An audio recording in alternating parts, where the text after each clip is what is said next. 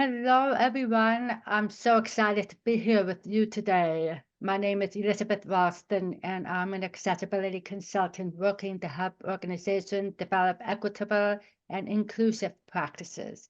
I'm pleased to be here today with Antoine Hunter, an award-winning choreographer, film theater actor, dancer, dance instructor, model, poet, speaker, mentor, and deaf advocate.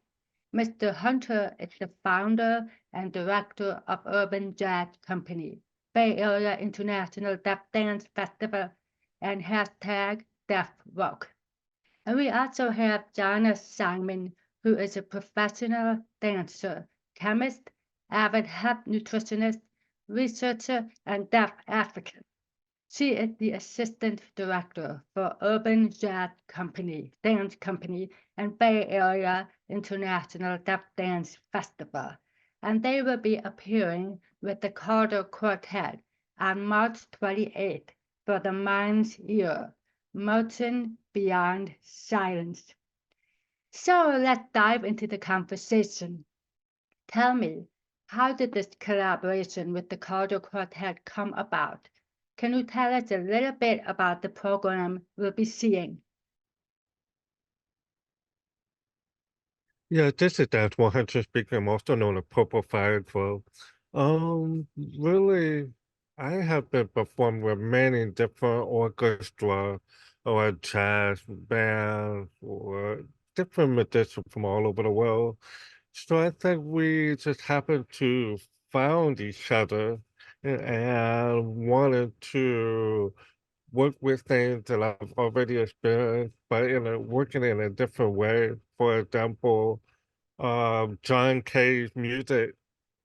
I had the opportunity to do a 30-minute solo with another organization, but this company wanted to have a different approach with John Cage abstract music work.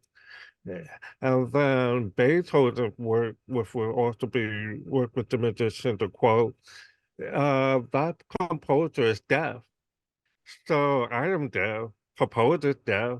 And somehow we really connect with the music that's made by deaf people and led by deaf people. So it's the opportunity to connect in that way. Wonderful. So what was your process then for working with the Calder Quartet? At what point did you work together in the creative process? And when did you work separately? This is Miss Simon. Often when we're developing work, prior to working with the music, we want to ensure that we are connecting the movement and connecting that with sign language so that sign language is included in the movement. We develop the vocabulary before we even bring the music into the picture. And it's not always that way, but it's often we're working with music and dance, or we're using this approach. So either approach works for us. So we have the development process before, and then we did rehearsals with the Calder Quartet. And we aligned everything once we all came together, and that was our process. That's awesome. Well, as you both know, I'm also deaf as well, and I think people will be really curious to know um, about you both being dancers who happen to be deaf and how you experience music. Really, dance for me started internally first. It was not an external thing. And then I developed the rhythm that was internally developed as well. And then I started to practice it. When Mr. Hunter commented that dancing is not only about hearing, it's about the heart and the heartbeat, and the natural rhythm is already contained in your body. So that was the first step. The second step was to be exposed to hearing environments where they don't always follow what they hear, but also are watching one another and connecting with one another. And so it's less reliant on sound. Mr. Hunter? Yes, thank you, Ms. Diamond.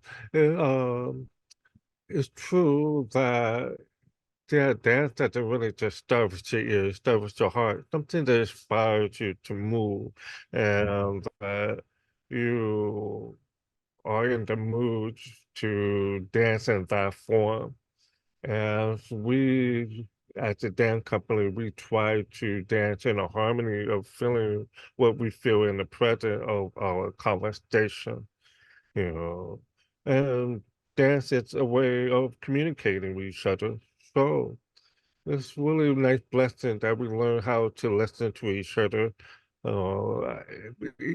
People think that deaf people don't really hear each other or listen to each other, but I'm like, no, we really do listen to each other and hear each other. You know, for hearing people, I said, just because you can't hear doesn't mean you know how to listen. We really need to find the time to really listen in a deeper way, in a different way. I say that for very often because it's really true in this world we live in today. How do we really listen? And with the musician playing, are we just listening for a high pitch, low pitch? That many deaf people have different abilities to hear different variety of pitches. But are we trying to feel by the heart with the musician or making their music or cooking their food? I like to say. Yeah. hmm So I'll I'm stop there. I'm really glad you brought that to the forefront of this conversation because I think there's a lot of misconception about what people with disabilities can or can't do. Even if you can't hear music at all, you can definitely feel the beat. You can see the rhythm, and so it just becomes sort of ingrained. And I just want to briefly add that there's space for people to learn how to connect with one another, and also for some hearing people who are not used to following deaf people to be able to watch deaf people, and it's a time for them to learn. So we don't always have to have deaf people following the hearing people or the disabled people following the non-disabled people.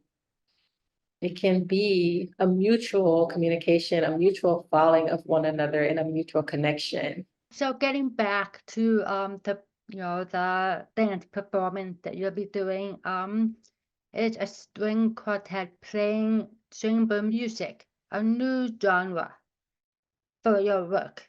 Was there anything you had to do differently? Just thinking about working with musicians in the past and now working with the quartet, each group is different. They have their own ways of needing to be accommodated. And it's about being open, both with your heart and mind, to engaging with one another. Yes. Oh, go ahead. Well, yeah, I mean, John Cage music is really not easy to do. So for the chorus or the musician, it feels sometimes the music can be shorter or longer. And that's, but if you're choreographing, we need that time, especially for deaf people. If we risking ourselves out there in a space to be present and connect. We're not too concerned to dance like hearing people. No, we dance in a deaf cultural way. But we want to have an understanding of where we are in the landscape. So we don't want to just fall off the cliff, you know. And so we want to understand the environment so that we feel safe to move a certain way. I really enjoyed the music and watching the quartet and how they played the music while we danced, or how they played it before we danced. It was fascinating to watch them become engulfed in their music and their instruments as well. And did you develop the dance in conjunction with the music, or how did that whole process work?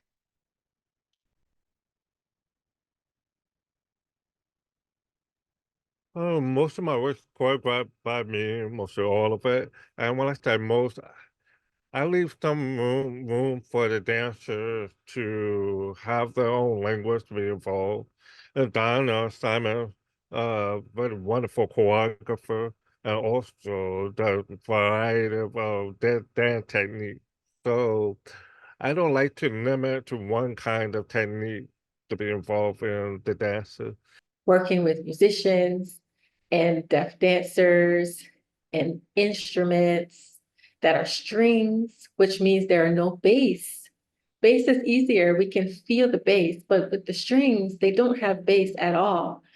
And so how can we perform in front of a live audience with string instruments behind me and find a way to connect with the musicians who are behind me, who know the rhythm and the music? And so using my eyes to catch glances of it. And on top of that, being in a space where we're performing and it's not always dance friendly.